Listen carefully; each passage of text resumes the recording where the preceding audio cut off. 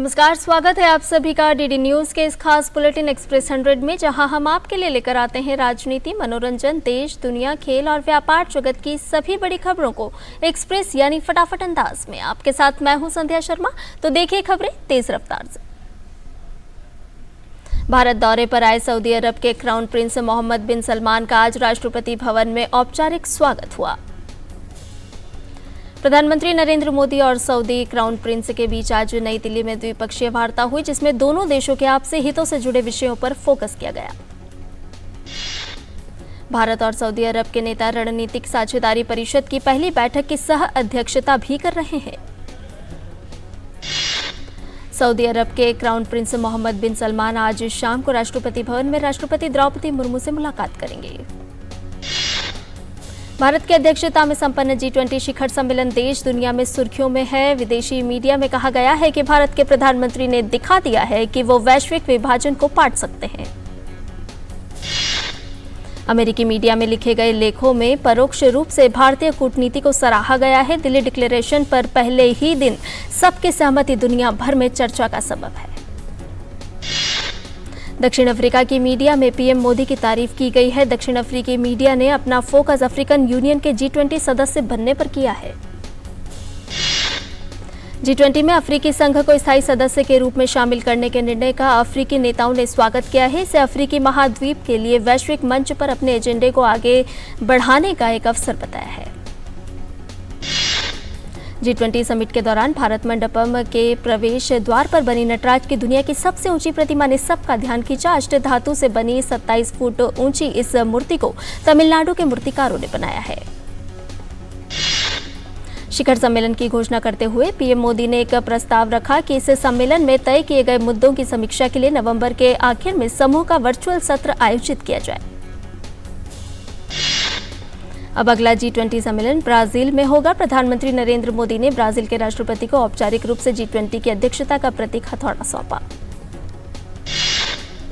Brazil के राष्ट्रपति लूला दा सिल्वा ने G20 के सफल आयोजन को लेकर भारत की तारीफ की और कहा कि शिखर सम्मेलन को असाधारण रूप से अच्छे ढंग से आयोजन करने के लिए भारत को बधाई। ब्राजील के राष्ट्रपति ने कहा कि अगले साल G20 शिखर सम्मेलन की मेजबानी करना एक बहुत बड़ी जिम्मेदारी है। इसमें असमानता के मुद्दे को मुख्य मुद्दे के रूप में रखा जाएगा। प्रधानमंत्री नरेंद्र मोदी ने G20 समिट के संपन्न होने के बाद भारत मंडपम में इंटरनेशनल मीडिया सेंटर का दौरा किया और पत्रकारों से मुलाकात की। इंटरनेशनल मीडिया सेंटर में पीएम मोदी ने देश विदेश के सभी पत्रकारों को उनकी भूमिका के लिए आभार जताया और धन्यवाद दिया। प्रधानमंत्री नरेंद्र मोदी ने भारत मंडपम में सजा शिल्प बाजार केंद्र का भी दौरा किया। इस दौरान उन्होंने शिल्पकारों से बातचीत भी की। प्रधानमंत्री नरेंद्र मोदी ने भारत मंडपम में G20 शिखर सम्मेलन को सफल बनाने में योगदान देने वाले कर्मचारियों से मुलाकात की। पीएम ने डिजिटल स्टॉल का भी दौरा किया। प्रधानमंत्री मोदी ने फ्रांस के राष्ट्रपति इमैनुअल मैक्रों के साथ पिछले साल जून में हुई मुलाकात के बाद दोनों देशों के द्विपक्षीय संबंधों की प्रगति की समीक्षा की। भारत फ्रांस ने बुनियादी ढांचा, कनेक्टिविटी, ऊर्जा, जैव विविधता, सततता और औद्योगिक परियोजनाओं समेत भारत प्रशांत क्षेत्र और अफ्रीका में आपसी भागीदारी पर चर्चा जारी रखने का फैसला किया है। पीएम मोदी ने G20 की भारत की अध्यक्षता के लिए फ्रांस के निरंतर समर्थन के लिए मैक्रो को धन्यवाद दिया। फ्रांस के राष्ट्रपति ने भारत के मिशन चंद्रयान 3 की सफलता पर प्रधानमंत्री नरेंद्र मोदी को बधाई दी। कोमोरोस और अफ्रीकी संघ के अध्यक्ष अजाली असोमनी ने प्रधानमंत्री मोदी के साथ व्यापार, निवेश और नौवहन जैसे क्षेत्रों में भारत और कोमोरोस के संबंधों को आगे बढ़ाने पर चर्चा की। पीएम मोदी ने G20 शिखर सम्मेलन से अलग कनाडा के प्रधानमंत्री जस्टिन ट्रूडो से मुलाकात की। दोनों नेताओं ने विभिन्न क्षेत्रों में भारत कनाडा संबंधों पर भी चर्चा की। कनाडा के प्रधानमंत्री ने जस्टिन ट्रूडो ने कहा कि भारत दुनिया में महत्वपूर्ण अर्थव्यवस्था है और कनाडा का बड़ा भागीदार है। भारत और जर्मनी स्वच्छ ऊर्जा, नवाचार और पृथ्वी को बेहतर ग्रह बनाने के लिए मिलकर काम करना जारी रख सकते हैं। द्विपक्षीय वार्ता में दोनों देश के अहम मुद्दों पर बातचीत हुई। प्रधानमंत्री नरेंद्र मोदी ने दक्षिण कोरिया के राष्ट्रपति यून सुक येओल से मुलाकात की। दोनों नेताओं ने भारत और दक्षिण कोरिया के बीच संबंधों की प्रगाढ़ता पर बल दिया। ब्राजील के राष्ट्रपति लूला डा सिल्वा से मुलाकात के दौरान दोनों नेताओं ने भारत और ब्राजील के बीच संबंधों की प्रगति का जायजा लिया और अन्य द्विपक्षीय मुद्दों पर चर्चा की। प्रधानमंत्री मोदी ने यूरोपीय आयोग के अध्यक्ष उर्सुला वॉन डेर लेयन और यूरोपीय परिषद के अध्यक्ष चार्ल्स मिशेल से मुलाकात में ग्रीन एनर्जी के भविष्य समेत तमाम विषयों पर सहयोग की बात हुई। प्रधानमंत्री नरेंद्र मोदी ने नाइजीरिया के राष्ट्रपति बोला अहमद टिनुबू से मुलाकात की। नाइजीरिया के राष्ट्रपति ने G20 में अफ्रीकी संघ के शामिल होने पर प्रधानमंत्री को धन्यवाद किया। नीदरलैंड्स के प्रधानमंत्री मार्क रट के साथ प्रधानमंत्री नरेंद्र मोदी ने द्विपक्षीय वार्ता की। दोनों नेताओं ने भारत नीदरलैंड्स के बीच विभिन्न क्षेत्रों में सहयोग पर चर्चा की। उपराष्ट्रपति जगदीप धनखड़ ने G20 नई दिल्ली लीडर्स घोषणा पत्र पर विश्वास व्यक्त करते हुए कहा कि इससे वैश्विक सहयोग की रूपरेखा तय होगी। उपराष्ट्रपति ने कहा कि समस्त मानवता के समक्ष साझा समस्याओं के समाधान की तत्काल आवश्यकता के बारे में विश्व नेताओं के बीच आम राय बनाने के लिए G20 सम्मेलन को याद किया जाएगा। वित्त मंत्री निर्मला सीतारमण ने एशियाई विकास बैंक के अध्यक्ष मातात्सुगु अस्कावा से मुलाकात की। अस्कावा ने G20 लीडर्स समिट के सफल आयोजन के लिए भारत को बधाई दी। विश्व बैंक के अध्यक्ष अजय बंगा ने रचनात्मक और सफल G20 अध्यक्षता के लिए भारत को बधाई दी। वित्त मंत्री निर्मला सीतारमण से मुलाकात में G20 के परिणामों सहित उसके वित्तीय पहलुओं पर भी बातचीत हुई। G20 सम्मेलन को ऐतिहासिक बताते हुए उपराष्ट्रपति ने कहा कि समस्त मानवता के समक्ष साझा समस्याओं के समाधान की तत्काल आवश्यकता के बारे में विश्व नेताओं के बीच आम राय बनाने के लिए इस सम्मेलन को याद किया जाएगा। वित्त मंत्री निर्मला सीतारमण ने एशियाई विकास बैंक के अध्यक्ष मासात्सुगु अस्कावा से मुलाकात की। अस्कावा ने G20 लीडर्स समिट के सफल आयोजन के लिए भारत को बधाई दी। विश्व बैंक के अध्यक्ष अजय बंगा ने रचनात्मक और सफल G20 अध्यक्षता के लिए भारत को बधाई दी। वित्त मंत्री निर्मला सीतारमण से मुलाकात में G20 के परिणामों सहित उसके वित्तीय पहलुओं पर भी बातचीत हुई। कांग्रेस के वरिष्ठ नेता और सांसद शशि थरूर ने भारत की अध्यक्षता में G20 सम्मेलन की तारीफ की है। कहा है कि जो किसी G20 के अध्यक्ष ने नहीं किया वह भारत ने कर दिखाया है। केंद्र सरकार की प्रशंसा करते हुए शशि थरूर ने कहा कि भारत की अध्यक्षता ने G20 शिखर सम्मेलन को लोगों के लिए उत्सव बना दिया। भारत के 58 शहरों में 200 बैठकें आयोजित की गई, जिससे G20 एक देशव्यापी कार्यक्रम बन गया। सूचना और प्रसारण सचिव अपूर्व चंद्रा ने G20 समिट की कवरेज के लिए आकाशवाणी समाचार और दूरदर्शन की तारीफ की। दूरदर्शन ने अल्ट्रा हाई डेफिनेशन 4K प्रसारण प्रौद्योगिकी वाले कैमरों के इस्तेमाल के जरिए सम्मेलन का सीधा प्रसारण दिखाया। प्रसार भारती के CEO गौरव द्विवेदी के अनुसार दूरदर्शन ने G20 के लिए 80 से अधिक कैमरे और 325 से अधिक कर्मचारियों को तैनात किया। इंटरनेशनल मीडिया को उनकी जरूरत के अनुसार फुल HD, HD और 4K फीड उपलब्ध कराए गए। राजधानी दिल्ली में G20 शिखर सम्मेलन के समापन के कुछ घंटों बाद दिल्ली परिवहन निगम और क्लस्टर बस सेवा बहाल कर दी गई। आज से सभी रूट पर निगम की बसों का नियमित परिचालन शुरू हो गया है। दिल्ली मेट्रो का आज से सभी कॉरिडोर पर सुबह करीब 6 बजे से परिचालन शुरू हुआ। मेट्रो अब अपने पूर्व निर्धारित फ्रीक्वेंसी पर उपलब्ध है। G20 सम्मेलन के मद्देनजर सरकारी और निजी दफ्तरों में अवकाश घोषित होने से मेट्रो में भी यात्रियों की संख्या करीब 1/3 कम रही। व्यस्त समय में भी मेट्रो में ज्यादा भीड़ नहीं देखी गई। स्वास्थ्य मंत्री मनसुख मांडविया ने कहा है कि 17 सितंबर को प्रधानमंत्री नरेंद्र मोदी के जन्मदिन पर आयुष्मान भव अभियान चलाएंगे। इसमें सभी गरीब और मध्यम वर्ग के लोगों का उपचार होगा। आयुष्मान भव अभियान के तहत स्वास्थ्य मंत्रालय आरोग्य लक्ष्य सेवा का प्रचार प्रसार किया जाएगा। देश में 1,17,000 से अधिक हेल्थ एंड वेलनेस सेंटर पर आयुष्मान मेला लगेगा। केंद्रीय मंत्री अनुराग सिंह ठाकुर आज से 2 दिन के लिए मध्य प्रदेश दौरे पर हैं। यहां वो महाकौशल क्षेत्र की जन आशीर्वाद यात्रा में शामिल होंगे और जनसभा को भी संबोधित करेंगे। मध्य प्रदेश के मुख्यमंत्री शिवराज सिंह चौहान ने ग्वालियर के श्री अचलेश्वर महादेव मंदिर में पूजा अर्चना की। उनके साथ केंद्रीय मंत्री ज्योतिरादित्य सिंधिया भी मौजूद रहे। आंध्र प्रदेश के पूर्व मुख्यमंत्री सीएमएन चंद्रबाबू नायडू को भारी सुरक्षा के बीच राजमुंद्री सेंट्रल जेल ले जाया गया। चंद्रबाबू नायडू को भ्रष्टाचार के एक मामले में 23 सितंबर तक न्यायिक हिरासत में भेजा गया है। उत्तर प्रदेश और ओडिशा में आज से विशेष टीकाकरण अभियान मिशन इंद्रधनुष 5.0 के अगले चरण की शुरुआत हो रही है। इसके तहत 5 साल से कम उम्र के सभी बच्चों और गर्भवती महिलाओं को टीके की खुराक दी जाएगी। टीकाकरण के जरिए कई गंभीर बीमारियों जैसे टिटनेस, पोलियो, तपेदिक, गला घोटू, काली खांसी, हेपेटाइटिस बी, पीलिया, हिप, निमोनिया, मेनिंजाइटिस, दिमागी बुखार, रोटावायरस, डायरिया और खसरा रुबेला से बचाव होगा।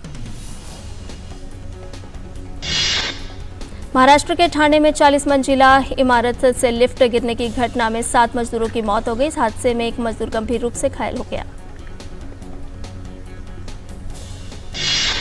लिफ्ट गिरने के हादसे की पुलिस जांच कर रही है हाल ही में। और आइए अब आपको सीधे लिए चलते हैं Hyderabad house.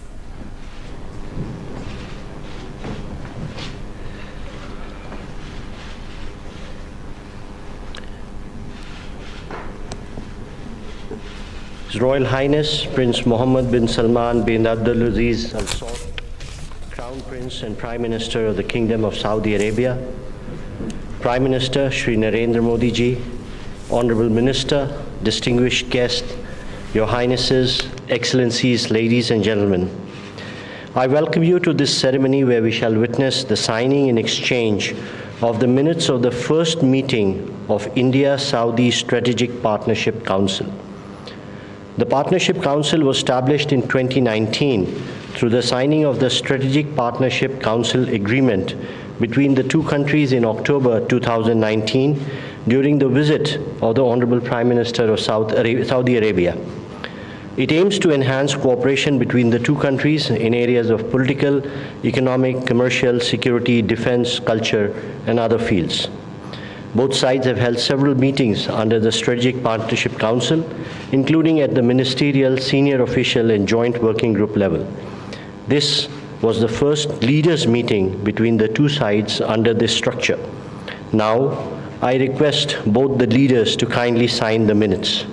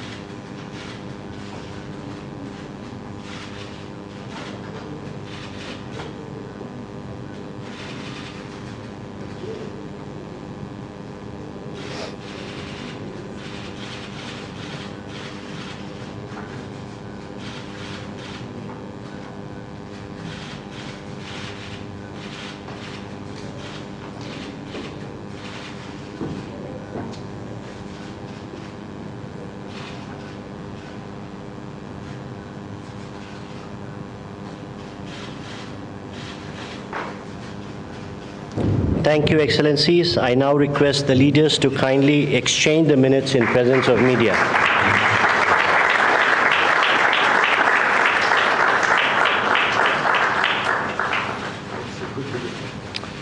Thank you, sir. Now I request the leaders to proceed for lunch, please.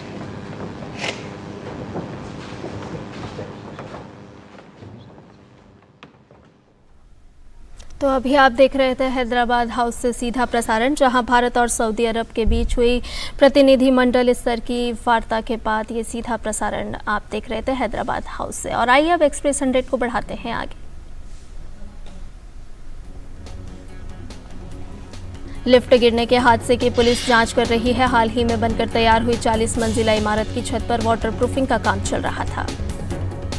Maharashtra में आरक्षण की मांग कर रहे प्रदर्शनकारियों पर जालना जिले में पुलिस के हालिया लाठीचार्ज के विरोध में एक मराठा संगठन ने आज बंद का आह्वान किया है। देश के कई हिस्सों में एक बार फिर बारिश का दौर शुरू हो गया है। पिछले 24 घंटों के दौरान राजस्थान और मध्य प्रदेश में भारी से अति भारी बारिश दर्ज की गई है। नैनीताल, बागेश्वर, देहरादून और चमोली समेत उत्तराखंड के कुछ इलाकों में आज और कल येलो अलर्ट रखा गया है। वहीं भारी बारिश के कारण बद्रीनाथ राष्ट्रीय राजमार्ग बंद हो गया है। दिल्ली को भीषण गर्मी से कुछ राहत मिली है। कल की बारिश के कारण मौसम सुहावना हो गया है। आज भी बादल छाए हुए हैं। सप्ताह के पहले कारोबारी दिन सेंसेक्स 190 अंक की बढ़त के साथ 66,789 अंक पर खुला। वहीं निफ्टी 63 अंक की बढ़त के साथ 19,883 अंक पर खुला। घरेलू शेयर बाजार में सकारात्मक रुख के बीच सोमवार को शुरुआती कारोबार में रुपया अमेरिकी डॉलर के मुकाबले 9 पैसे की बढ़त के साथ 82.93 पर पहुंच गया। 17 सितंबर को पीएम विश्वकर्मा योजना की शुरुआत की जाएगी। प्रधानमंत्री दिल्ली में India international convention and expo centre Dwarka में इस योजना का शुभारंभ करेंगे। अंतर्राष्ट्रीय बाजार में कच्चे तेल की कीमतों में गिरावट का सिलसिला थमा हुआ है। आज ब्रेंट क्रूड ऑयल $90 प्रति बैरल से ऊपर कारोबार कर रहा है।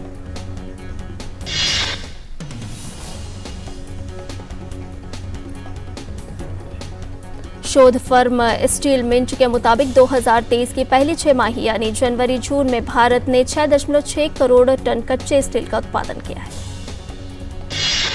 भारतीय रिजर्व बैंक जल्द ही सेंट्रल बैंक डिजिटल करेंसी यानी सीबीडीसी का इंटरबैंक लेन देन में पायलट प्रोजेक्ट अक्टूबर में शुरू करेगा। रिजर्व बैंक ने वित्त वर्ष 2023-24 के लिए सॉवरेन गोल्ड बॉन्ड की दूसरी सीरीज जारी कर दी है। सॉवरेन गोल्ड बॉन्ड स्कीम के तहत सस्ता सोना खरीदने के लिए 11 सितंबर से 15 सितंबर तक स्कीम सदस्यता के लिए खुली रहेगी। तुर्की के राष्ट्रपति रेसेप तैयप एर्दोगन ने कहा है कि अगर भारत संयुक्त राष्ट्र सुरक्षा परिषद का स्थायी सदस्य बनता है तो ये तुर्की के लिए गर्व की बात होगी। तुर्की के राष्ट्रपति ने कहा कि सुरक्षा परिषद के 5 स्थायी सदस्यों तक ही दुनिया सीमित नहीं है। उन्होंने कहा कि सभी अस्थायी सदस्यों को बारी बारी से सुरक्षा परिषद का सदस्य बनने का अवसर मिलना चाहिए। G20 शिखर सम्मेलन के दौरान नई दिल्ली में भारत पश्चिमी एशिया यूरोप कॉरिडोर स्थापित करने की घोषणा की इजरायल के प्रधानमंत्री बेंजामिन नेतन्याहू ने प्रशंसा की है। बेंजामिन नेतन्याहू ने कहा कि यह इतिहास में सबसे बड़ी सहयोग परियोजना है। यह पश्चिम एशिया और इजरायल के साथ ही पूरे विश्व को फायदा पहुंचाएगी। इजरायली प्रधानमंत्री ने कहा कि इसे चीन के बेल्ट एंड रोड इनिशिएटिव के विकल्प के रूप में देखा जा रहा है। इजरायल इस परियोजना को साकार करने के लिए अपनी क्षमता और अनुभवों का योगदान देगा।